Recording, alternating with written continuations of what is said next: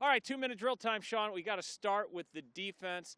What a job Nebraska's black shirts did here in Champaign. Yeah, they were tackling, they were physical, and I think it all went back to how they came out on the week. They started Sunday with a full padded live practice, which is unheard of, by the way, in football. But the team responded. I thought the goal line stand at the start of the game, a 14-play drive by Illinois, where they held them short, that set the tone. And I also thought that whenever Nebraska turned the ball over offensively, defensively, they picked up the offense. And, you saw Matt Rule say, hey, I told those guys, Anthony Grant needs you.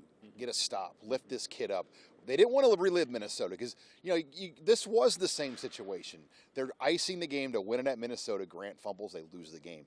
This easily could have happened here tonight. Now, it was windier. Conditions were a little different.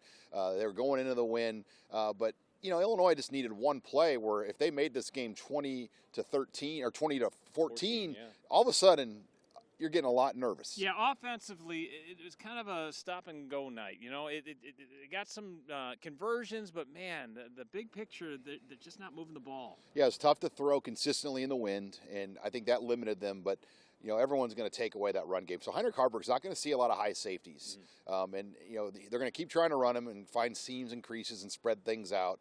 But Anthony Grant, it was a physical, tough night for him. Had the fumble, but they just didn't get a lot of big plays from the tailbacks. I don't know if there was a run over 10 yards from the tailback. Yeah, Anthony Grant, 20 carries, 56 yards, and a touchdown. But, Sean, we've been in the stadium multiple times, and we've seen different endings here.